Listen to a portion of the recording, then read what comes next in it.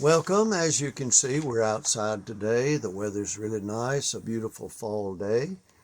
And we haven't communicated in a while. For those of you who follow us on a regular basis, uh, thank you for joining us. Thank you for watching our previous videos. And today we want to talk about mutuality, and Barb is going to introduce it. Well, first I wanted to say, I'll be 80 years old this Friday. Oh boy, happy birthday. And in thinking of that, along with that goes that we've been married 61 and a half years.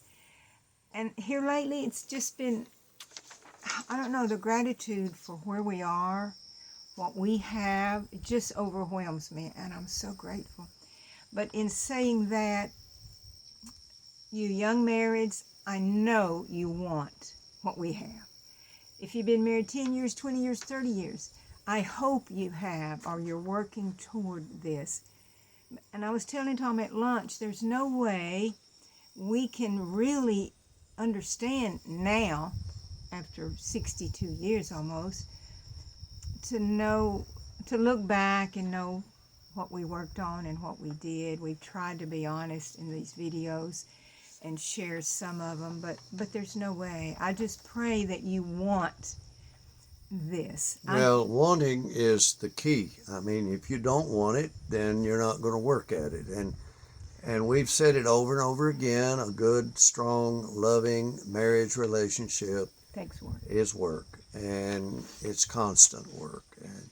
But the dividends are absolutely wonderful. I mean, but I wanted to say, and this is on a sad note, some of you will have heard about the explosion in Tennessee Friday morning. That was just 46 miles from us. My neighbor says she heard her house rumble. She felt a rumble. We were driving back from a trip, so we weren't home. But we're not real sure how many people lost their lives just like that in an instant. The explosion cost their deaths, and I internalized so much pain, and I thought, they never got to say goodbye to their wife or their husband or their children. They went to work on a normal day, and they probably want to have a good weekend, and now life is over. And I think Tom and I've always lived. We've been on the edge of the moment. Yes. And you can't live tomorrow, and obviously yesterday is gone, so all you have is the moment. You have today. And that's been Barb's theme, really. That's the theme of her blog. A Journey to Now. A Journey to Now, the present moment. And so, and I think, personalities have a lot to do with how you get along and your expectations, and we've alluded to most of these things in our other videos, but if you're just watching this for the first time of seeing us, we want to try to hook you into wanting a great marriage. Well, that's part of the work phase of marriage, is getting to know each other and each other's personality. So sometimes it's helpful to have a personality profile, a test. You've heard of the Myers-Briggs or the DISC, D-I-S-C. The Enneagram, I think this one is now. Yeah, there are all kinds out there. And so, but if you don't look them up and work on it, they won't be of any help to you.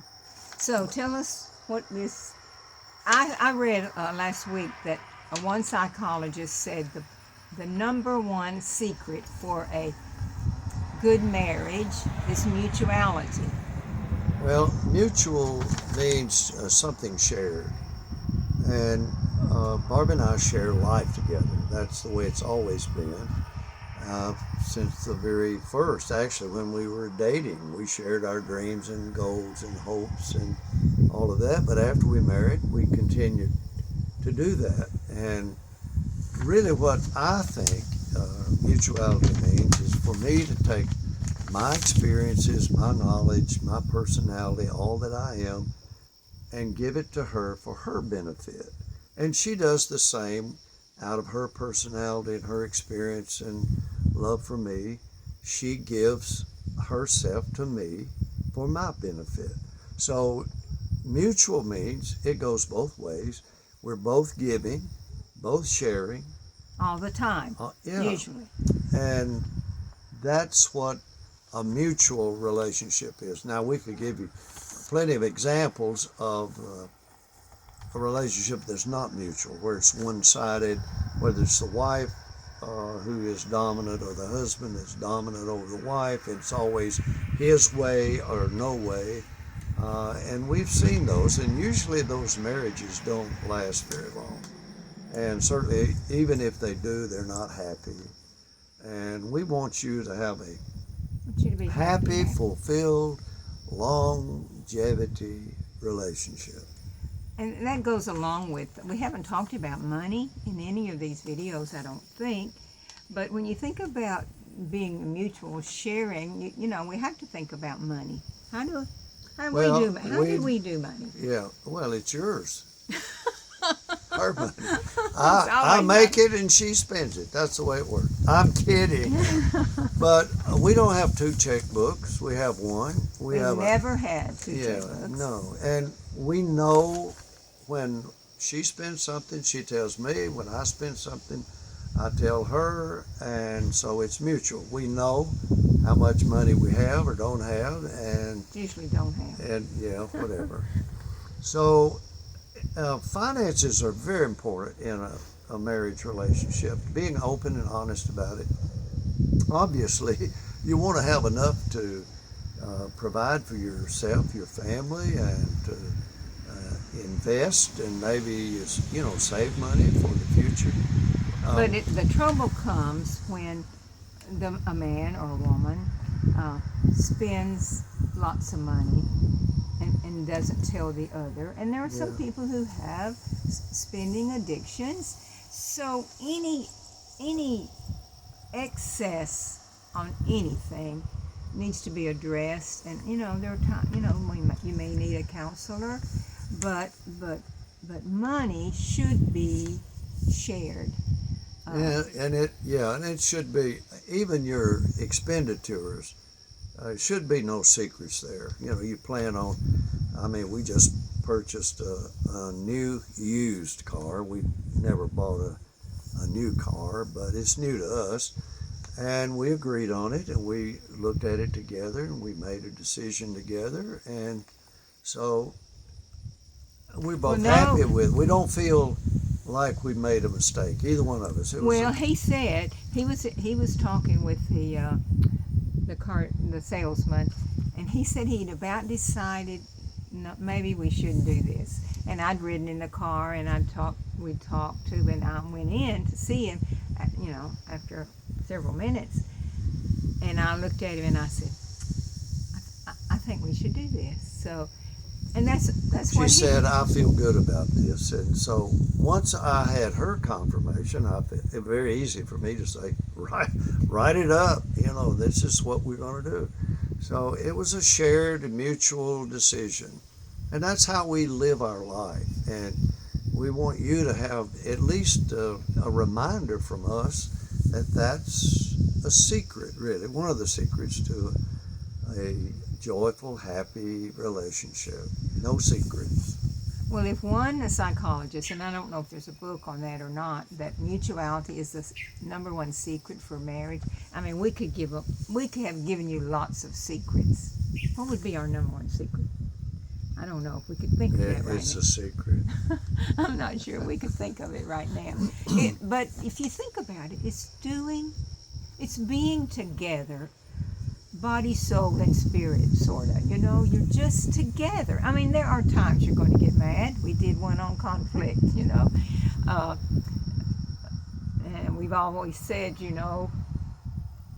murder, yes, divorce, never, But you're going to have issues. But basically, even in those times, we share the situation or the problem, and we work at it. You have to work it together.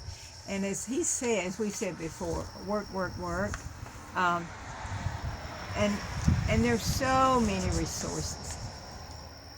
Like he said, wanting a good marriage. I can't imagine anybody not wanting a good marriage. It's the most fun you'll ever have. Well, I Right? think everybody wants that, but not everybody's willing to pay the price to have that. And you know, we've said it over and over, and say it again. It's work. Man, it's work in whoops. It's work in studying your man. I used to, when I used to teach women, wives, one of the things I always said, study your man, and he needs to study me. He needs. Yeah. You have to know each other, Right. and that comes from your personalities, knowing, you know, what makes you mad, what hurts you, what makes you cry, what makes you laugh, what makes you do the things you do. We learn that in personality studies, and also, you know, we've talked about the love languages. That was some of our first videos of the love languages, and then we talked about what else? The needs. His You know, needs, her needs. you know these things, but the biggest thing, you know, you work together, you learn together, and then, you know, we had a video on sex, and we're going to come back on that one because of sexual abuse, and so they're just, to me, I mean, I know, because of my personality, and I think things are wonderful most of the time, even amid the hard times. I mean, the news Friday morning of that explosion just devastated me, but it didn't cause me not to still feel joy and contentment with the Lord and with Tom. So we learn to balance life together, don't we? To balance together. So, in closing, what do we say about mutual? Well, Share. I don't know. We've said it over and over. Just keep learning about your mate. Study them.